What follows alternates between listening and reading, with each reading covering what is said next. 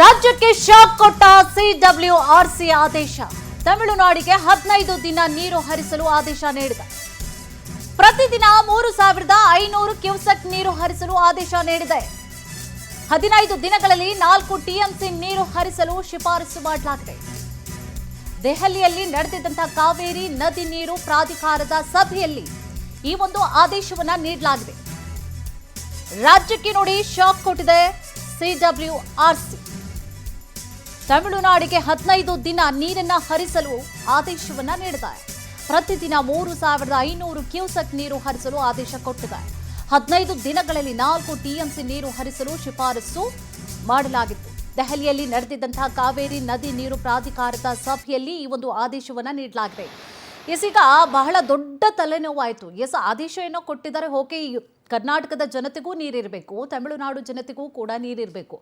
So ಇದರಿಂದ ಯಾರು ಕೂಡ ಹೊರತಾಗಿಲ್ಲ, ಎಲ್ರಿಗೂ ಕೂಡ ಸಮಾನವಾಗಿ ನೀರು ಹರಿಸಬೇಕು.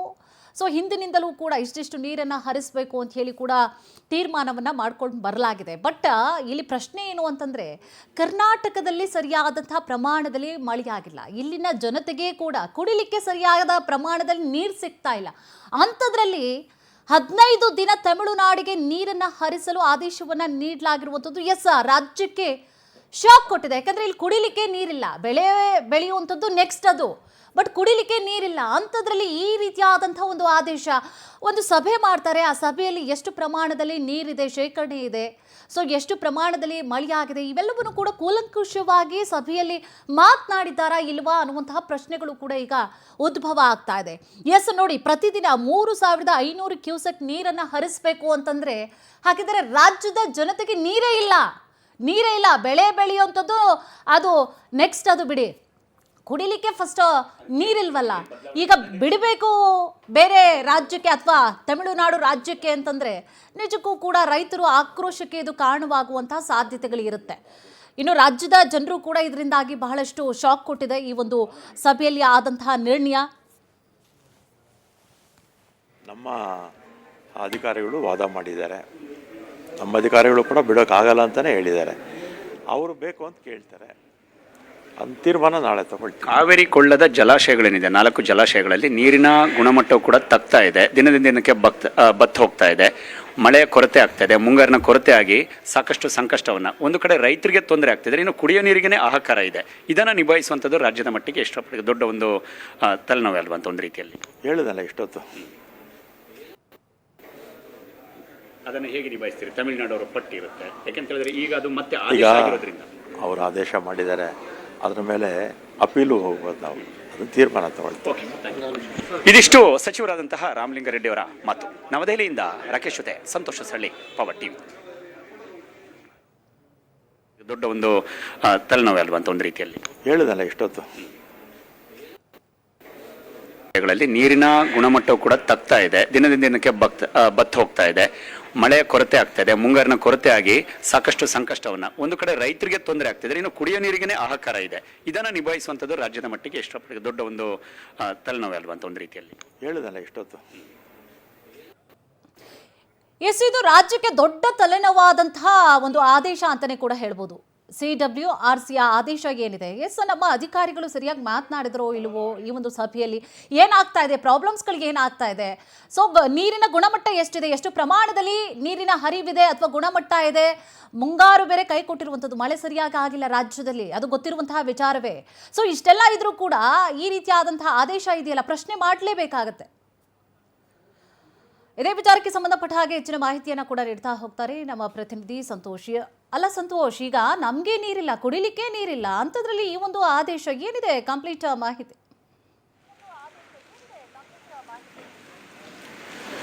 ಕುಸುಮ, ಪ್ರಮುಖವಾಗಿ ಗಮನಿಸಬೇಕಾದಂಥ ವಿಚಾರ, 2 ಸಭೆಗಳು ನಡೆಯುತ್ತೆ ದೆಹಲಿಯಲ್ಲಿ. CWMA ಸಭೆ ಮೊದಲಿಗೆ ನಡೆಯುತ್ತೆ, ಅದಾದ ಬಳಿಕ CWRC ಸಭೆ ಕೂಡ ನಡೆಯುತ್ತೆ. CWRC ಇವತ್ತಿನ ನಡೆದಿರುವಂತಹ ಸಭೆ, ಇವತ್ತು ಅಂತಿಮ ಆದೇಶ ಕೂಡ ನಡೆದಿರುವಂಥದ್ದು, ಪ್ರಕಟ ಮಾಡಿರುವಂಥದ್ದು. ಯಾಕೆಂತ ಹೇಳಿದ್ರೆ ಸುಮಾರು 4 TMC ನೀರನ್ನು ತಮಿಳುನಾಡಿಗೆ ಅದರ ಪಾಲನ್ನು ಹರಿಸಬೇಕು ಅನ್ನೋಂಥದ್ದನ್ನು ಕೂಡ ಈಗಾಗಲೇ ನಿರ್ಧಾರವನ್ನು ತೆಗೆದುಕೊಳ್ಳಲಾಗಿದೆ. ಆದರೆ ಅದನ್ನು ಪ್ರಶ್ನೆ ಮಾಡಿ ಮತ್ತೆ CWMA ಮುಂದೆ ಕರ್ನಾಟಕ ಹೋಗೋದಕ್ಕೆ ಎಲ್ಲ ರೀತಿಯಾದಂಥ ಸಿದ್ಧತೆಗಳನ್ನು ಮಾಡಿಕೊಳ್ಳಲಾಗುತ್ತೆ ಅನ್ನುವಂಥದ್ದನ್ನು ಕೂಡ ಈಗಾಗಲೇ ಸಚಿವರು ತಮ್ಮ ಮಾಹಿತಿಯನ್ನು ಹಂಚಿಕೊಂಡಿದ್ದಾರೆ. ಇದು ಒಂದು. ಆದರೆ ತಮಿಳುನಾಡು ಕಳೆದ 3 ಸಭೆಗಳು ನಡೆದಂಥ ಸಂದರ್ಭದಲ್ಲೂ ಕೂಡ ತಮ್ಮ ಪಾಲಿನ ಅಂದರೆ 3 ತಿಂಗಳ ಅವಧಿಯಲ್ಲಿ ಏನು ನೀರು ಬರಬೇಕಾಗಿತ್ತು ಅದನ್ನು ಬಿಡಬೇಕು ಅನ್ನೋಂಥ ಒತ್ತಾಯ ಇತ್ತು. ಹಾಗಾಗಿ 3500 ಕ್ಯೂಸೆಕ್ ನೀರುಗಳನ್ನು ಬಿಡೋದಕ್ಕೆ ಅವಕಾಶ ಇದೆ ಅನ್ನುವಂಥದ್ದನ್ನು ಕೂಡ ನಿರ್ಧಾರ ಆಗಿದೆ. ಆದರೆ ರಾಜ್ಯದಲ್ಲಿ ಕುಡಿಯೋದಕ್ಕೆ ಸಮಸ್ಯೆ ಇದೆ, ರೈತರುಗಳಿಗೆ ಜಾನುವಾರುಗಳಿಗೆ ಕುಡಿಯುವಂತಹ ನೀರಿಗೂ ಕೂಡ ಸಮಸ್ಯೆ ಆಗ್ತಾ ಇದೆ. ಹಾಗಾಗಿ ರೈತರು ಬೆಳೆಯನ್ನು ಬೆಳೆಯುವಂಥ ಸಂದರ್ಭದಲ್ಲೂ ಕೂಡ ಮುಖ್ಯಮಂತ್ರಿಗಳು ಕೆಲವೊಂದಿಷ್ಟು ಮನವಿಯನ್ನು ಮಾಡಿಕೊಂಡಿದ್ದಾರೆ.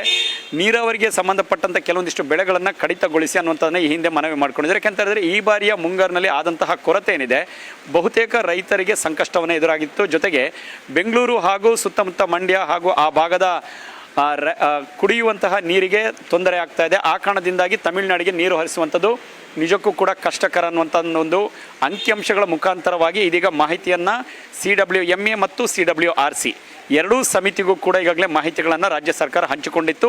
ಆ ಕಾರಣದಿಂದಾಗಿ ಇವತ್ತಿನ ಒಂದು ಸಭೆಯಲ್ಲಿ ಅತಿ ದೊಡ್ಡ ಮಟ್ಟದಲ್ಲಿ ನೀರಿನ ಒಂದು ಹರಿವಿಕೆ ಹೋಗಬೇಕಾಗಿತ್ತು, ಅದನ್ನು ಕೊಂಚ ಮಟ್ಟಿಗೆ ಆದರೂ ತಮಿಳುನಾಡಿಗೆ ಬಿಡಬೇಕಾಗತ್ತೆ ಅನ್ನುವಂಥದ್ದನ್ನು ಇವತ್ತಿನ ಸಮಿತಿ ಸಭೆ ನಿರ್ಧಾರ ಮಾಡಿದೆ. ಆದರೆ ರಾಜ್ಯದಲ್ಲಿ ಇರುವಂತಹ ಒಟ್ಟು ಕಾವೇರಿ ಕೊಳ್ಳದ ಜಲಾಶಯದಲ್ಲಿ ಇರುವಂತಹ ನೀರಿನ ಮಟ್ಟ ಕೇವಲ 8 TMC ಅನ್ನುವಂಥದ್ದನ್ನು ಮಾತ್ರ ಮಾಹಿತಿ ಹೇಳಲಾಗ್ತಾ ಇದೆ. ಹಾಗಾಗಿ ಉಳಿದಿರುವಂತಹ 4 TMCಯನ್ನು ಒಂದು ವೇಳೆ ತಮಿಳುನಾಡಿಗೆ ಬಿಟ್ಟಿದ್ದಾದಲ್ಲಿ ಇನ್ನು ಮುಂದಿನ ದಿನಗಳಲ್ಲಿ ಮುಂದಿನ ಈ ವರ್ಷದ ಅಂತ್ಯದವರೆಗೂ ಕೂಡ ಕುಡಿಯುವ ನೀರಿಗೆ ಸಮಸ್ಯೆಗಳಾಗುತ್ತೆ. ಹಾಗಾಗಿ ಕುಡಿಯುವ ನೀರಿಗೆ ಸುಮಾರು 7ರಿಂದ 7.5 TMCಯಷ್ಟು ನೀರಿನ ಅವಶ್ಯಕತೆ ಬೀಳುತ್ತೆ.